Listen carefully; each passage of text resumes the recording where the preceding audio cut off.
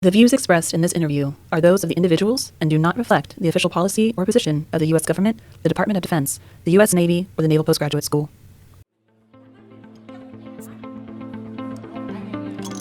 Welcome to the Trident Room, brewer of stout conversation, unfiltered and on tap. In this two-part series, host Alora Hastings sits down with Dr. Jennifer Carson, NPS STEM Director, for a conversation about her journey from astrophysics research to science outreach, the challenges and rewards of making complex ideas accessible to the public, and the role of STEM in inspiring the next generation. She also shares what's ahead for this year's Discovery Day and how the event connects Naval Postgraduate School research with the wider community. Hello, everyone. Alora here with the Trident Room Podcast. Before we jump into this week's episode, quick update that the dates in the episode you're about to hear have changed. The new date for Discovery Day at NPS will be on 1 May. That's a Friday, May 1st, 2026. And to find out any information about Discovery Day, you can go to nps.edu and search Discovery Day in the search bar. So without further ado, let's jump right on in. Part 2 of a two-part episode. You're closing in on your first trip around the sun with us here at NPS. Reflecting on the past year here, what's been a meaningful experience for you and what are you looking forward to most in the next year? I'm going to take the second part first. In the next year, I am really looking forward to firmly establishing the House of Cards, which is the STEM office that I've stood up at this point. This first year was all about starting new internship programs, restarting some stuff that had been languishing, like Discovery Day. So, for instance, we had 70 interns this summer. We had fewer than 20 the year before. But it's been all kind of by the skin of my teeth. So really being able to establish and get solid on all the new stuff that I've stood up this year. I think this year has been fascinating. I've never worked for the federal government before.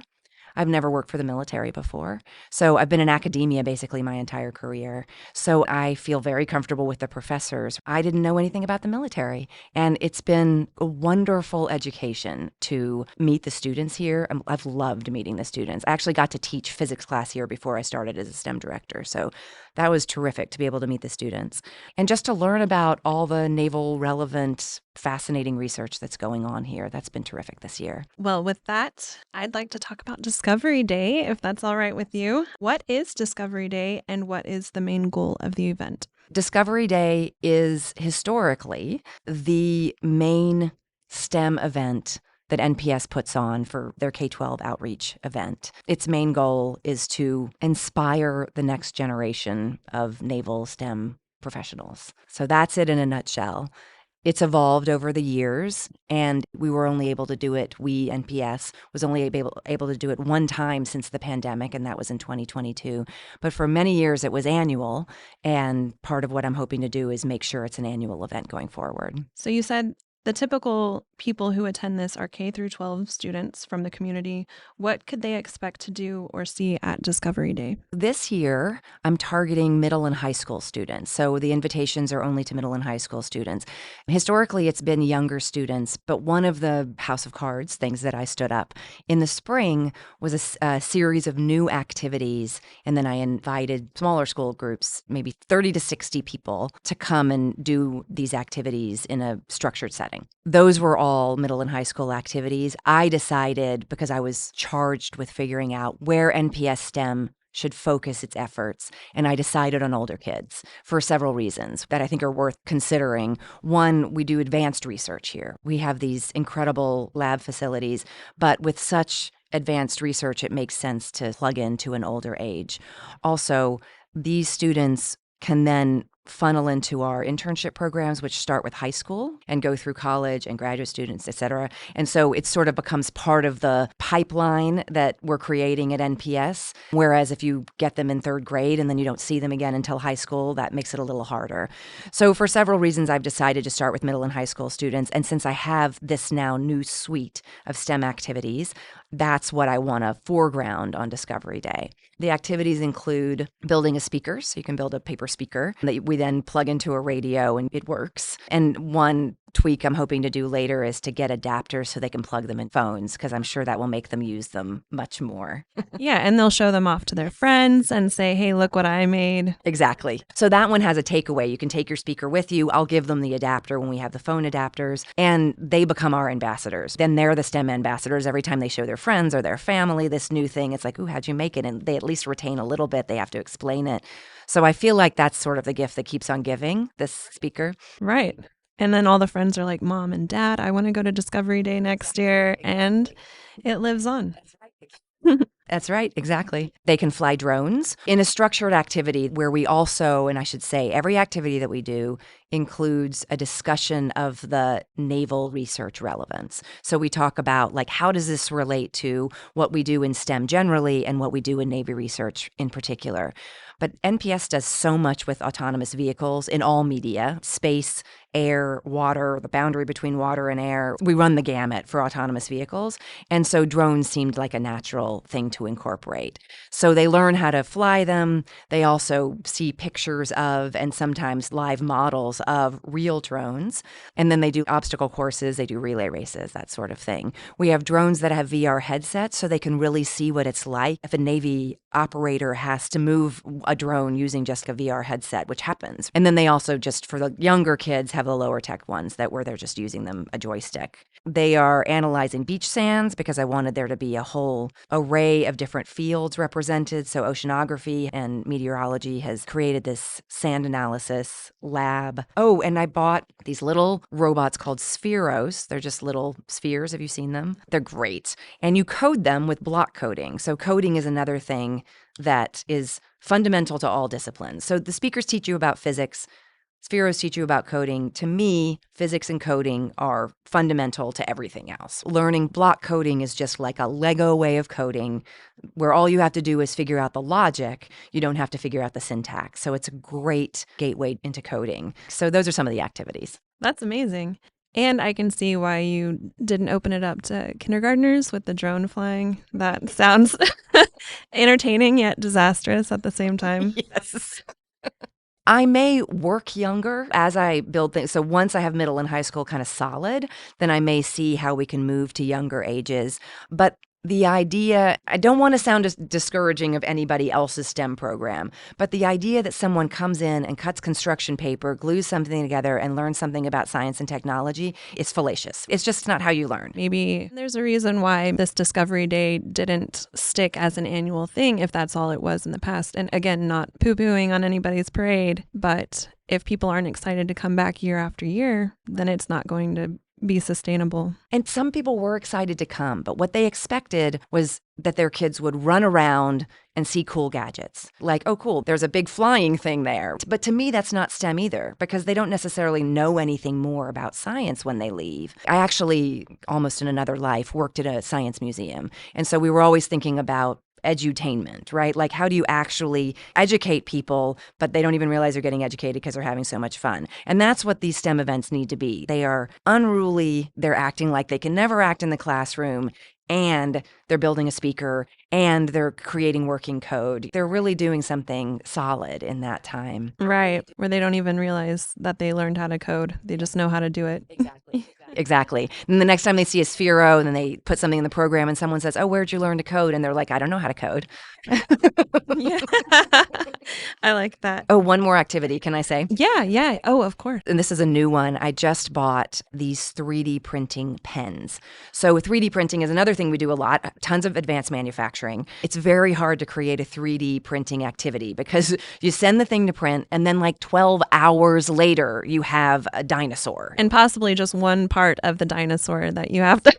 Exactly. That you then have to break off all the scaffolding, and it just like does not lend itself to a 50-minute activity that holds someone's attention. And so we did have some events where we had them sort of talking about 3D printing, but I was like, we got to do better. And a faculty member in physics told me about these pens, and it's basically just the stylus of the 3D printer that you use and you 3D print. It's basically a fancy glue gun with different colors, but that's what a stylus is. So then we get them to create something, design something, create it, and And then we can roll in the full printer and say, look, guys, here's the thing you have, this stylus, and the rest of it is just programming this robotic arm to be able to do what you just did with your own arm. Isn't that cool? That's amazing. Yeah, so that'll be a new activity. These are all very exciting. It makes me want to come and do it at Discovery Day. Are we welcome to come? You should come.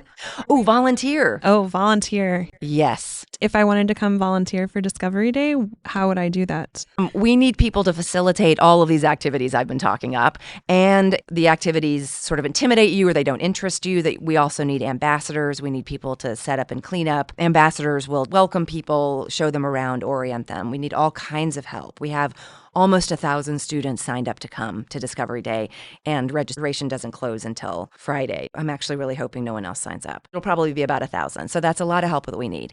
nps.edu/STEM has then a STEM portal. So if you just go to nps.edu/STEM, you'll get on the left-hand side, you'll see the STEM portal. And we can put a link to the portal in the notes. And there's now on the front page of the portal, there's a button you can click to sign up for Discovery Day. It's just a form you fill out. And I want to say that if you want to help, but in a limited way, because you like kids, but not that much, then you can just sign up for one session or one part of the day. You don't have to be there for the whole day. Highly encourage everyone to sign up. I know I will be. Yay. I would love to have your help with one of the activities. You will get trained. If you're excited about an activity, but you don't yet know how to do it, fine. Every activity has training with it. Would I get training for a Spheros? Yeah. Really? You want to do the Spheros? You're in. It sounds really cool. Absolutely. Okay. Don't get me hooked on coding or anything. Have you been to one of our Discovery Days in the past to know how it has evolved over the years and what new elements you're introducing? Yes, I think I do know enough. I've never been. But one thing that I did back in the spring, I had a student who I asked to go around and do as many interviews as possible to collect the institutional knowledge of Discovery Day. Because I was aware that I'm coming in as this newbie. I'm sort of striding into the room, telling people how they're going to do it. Some people have been doing it for years. I was getting, even in casual conversations with people, a lot of, oh, well, we always do this or we never do this. So wanted to know. One thing that I learned is that it's almost always been younger kids. And I've been told that it's been harder to recruit the older kids in the past. And then it's sort of self-fulfilling. The community thinks it's for elementary school kids, so only they sign up. So then we cater it to that. So that's what happened for many, many years. And then you're cutting cardboard pieces and gluing them. It's cyclical. Or yes, or you're trying to build a speaker, but only half the kids can do it. The speaker activity is new, but I think they were trying to do more substantial stuff, but didn't necessarily have the right audience for it. But another thing that I want to say, this is shout out to the physics department. To my knowledge, at least 2 decades ago, the physics department started Discovery Day with the demos that they are basically still showing in Discovery Day this year. So they have a bunch of hands-on demos in 4 different areas: mechanics, acoustics, optics, thermo. I think there's another one too, but I can't remember what it is. So they have a bunch of demos that they show in the classroom, and they're going to be showing those and having kids interact in that way. Physics started it, became a campus-wide thing, but really got more and more known as a crazy, fun elementary school day. I'm adding some structure. So one of the main things that I'm doing besides trying to encourage the older set to come is it's very structured. And that's just my work style printed on it that I hope people will benefit from. And I actually did in the interviews get a lot of feedback that the one thing they wished was different is that it was a little too chaotic and that they wanted there to be one point of contact. And so now that's me. There will be these 50-minute activities. The schools will be assigned a schedule in advance, and there will only be 2 hours, 8 to 9 and 12 to 1, when students will be wandering around doing demos and the more informal stuff.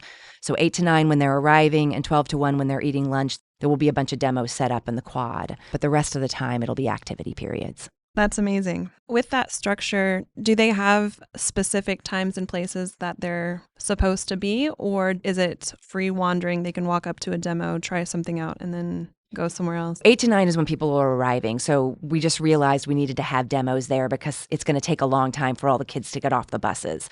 During that period, the thing I'm foregrounding during that period is the Marine Corps is going to have flight suits you can try on and flight gear you can try on. They're going to have Marine Corps martial arts. which is like punching bags and basically the exercise discipline that is their thing. And we're probably going to have a recruiter. Recruiters have things like pull-up bars that they can just bring in and set up a space. So if the students get to run their wheels off for a little bit before they sit in the welcome assembly, I think better for everyone. Then also all kinds of different demos. Space Systems is going to have a few different demos, including a water bottle rocket launcher. Physics is going to have a thermo activity that culminates in setting off a liquid nitrogen cannon. So a tennis ball that will, because of its liquid nitrogen propellant, will shoot up to the top of Spanagle. So that's one of the things that they do every year. There will be probably like 3D printers, other stuff like that.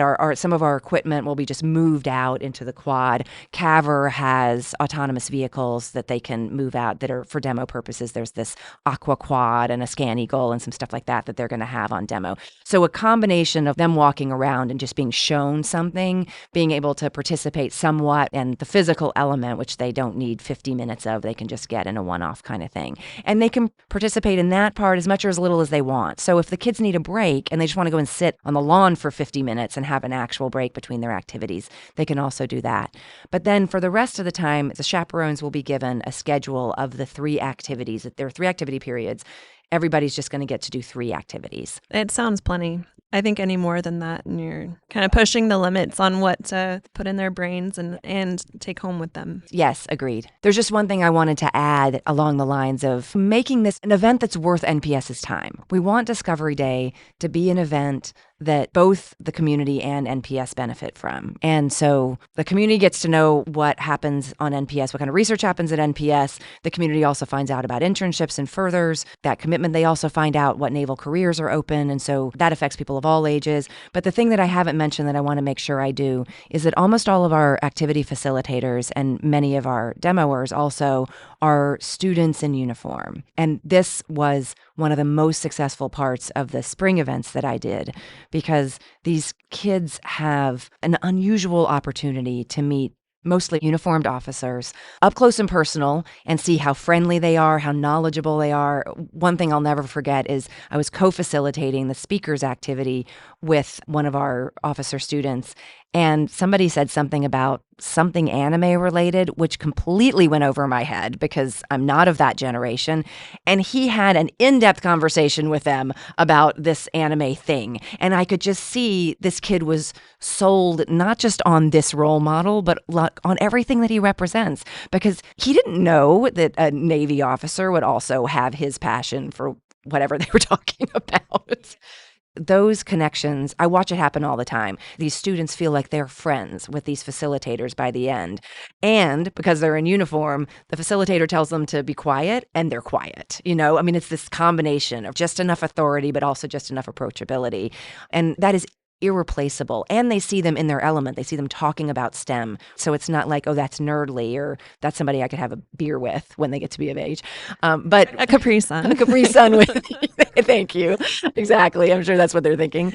But this is someone I want to be like, and this person codes or builds robots or whatever it is. It truly speaks to what we were saying earlier about being a true leader, having this relationship, leading them through this event, and then inspiring them to be a leader in their life and to others. Oh, yes, absolutely. So we've talked about a lot of exciting things with Discovery Day. Is there any one particular thing you are excited about? And how do you hope attendees feel after participating? What we were talking about earlier about what the students will take home, and then that ripple effect, which is the spark. The spark, exactly. It's the thing about teaching that I have throughout my career had to remind myself of. You have no idea what effect you have on the younger generation. You just never do, and if things are going well, you kind of never will, because they shouldn't feel like they have to come back to you and say, oh, that was that moment. There should be so many moments like that they can't even identify when they first wanted to code or whatever it is, So I just hope that trickle forward thing will happen out of Discovery Day. I think it will. You are very passionate and enthusiastic, and it sounds like you're doing amazing things for Discovery Day. Besides the internships that you mentioned, which I think is great to transition students into a participant to a next level, are there other ways for students or community members to stay engaged with STEM at NPS beyond Discovery Day? I do have these spring events, and I intend to continue hosting the spring events. And so I imagine Discovery Day as a big clearinghouse day. Everybody gets a little bit of exposure. For instance, the Spheros activity, I'm putting the students in pairs, so they won't be able to code as much as if they just had their own Sphero. They come for a spring event, a smaller event, they get their own Sphero, they get their own drone, right? So there's a little bit more engagement, deeper engagement. So I consider those spring events to be a chance to have a deeper, ongoing kind of engagement with the teachers and schools that want that continuation. And then the next step, which I could have actually put in as one of my answers to what I want to do next year, one thing that I really wanted to do this year and wasn't able to get done is I would like to create a way for the high school students who are coming and participating in the STEM events to then become facilitators of these activities for the middle schoolers. I actually had a great conversation last fall with some administrators at Monterey Peninsula Unified, and they have some grant funding to do this kind of thing where they could actually pay a stipend, like actually pay an after-school stipend to high school students who wanted to do these facilitations. And then you're really creating a pipeline. It's like our graduate students then are role models to the undergraduates and high schoolers, and then the high schoolers become the role models to the middle school. And that feels like a sustainable way to create a continuous pipeline, STEM pipeline that starts to go to younger and younger ages. So then those high schoolers, if they facilitate a STEM activity, become much more attractive for, say, an internship. They get their foot in the door from that, then they maybe get a full internship, because our internships are very competitive. We take 10% of the high schoolers who apply. So it is hard to get a high school internship here. And then about the same percentage. It's a little better with college, but I think that's mostly because not as many college students know about us yet. So those STEM visits, and then that missing link of having the people who come for the visits then be able to facilitate other visits. I'd like to do that as well. Well, great. Dr. Carson, thank you so much for joining us today and sharing all of these exciting details about Discovery Day. Before we wrap up, we like to play games here at the Trident Room Podcast, and this one is called This or That STEM Edition. Okay. I'm throwing this at you, unfiltered. So 2 options at a time. Just say the first one that comes to mind. You ready? Yep. Lab experiments or fieldwork. Fieldwork. Robotics or AI. Robotics. Black holes or neutron stars. Black holes. Coding or building robots. Coding. Time travel or teleportation. God, that's hard. Time travel. And then Star Trek or Star Wars. Star Trek. I can stay in the conversation. All right. We can come back to our unfiltered Rose Garden. Final hot seat question. If you could pick one STEM gadget or tool that you couldn't live without, what would it be? As the STEM director, it's the glue gun, unfortunately. The real glue gun, not the Real glue 3D gun, print. not the 3D pen. You just need it for so many things. And I think probably every lab tech would agree with me on that. Well, thank you again for joining us and for all the work you do to make Discovery Day such a special experience for our school and the Monterey Bay community. To our listeners, whether you're a student, a STEM enthusiast, or just curious, we hope this inspires you to check it out and get involved. Thank you for being here. And I've had a lot of fun chatting with you about STEM and Discovery Day. This was a lot of fun. Me too. Thank you so much for having me. All right. Thanks for tuning in to the Trident Room Podcast. We'll see you on the next one. Thanks for joining us in the Trident Room. For more information about today's guests and topics, please visit the show notes online at nps.edu/Trident Room Podcast. The Trident Room Podcast has been brought to you by the Naval Postgraduate School Alumni Association and Foundation. For questions, comments, and suggestions, please email us at tridentroompodcasthost@nps.edu.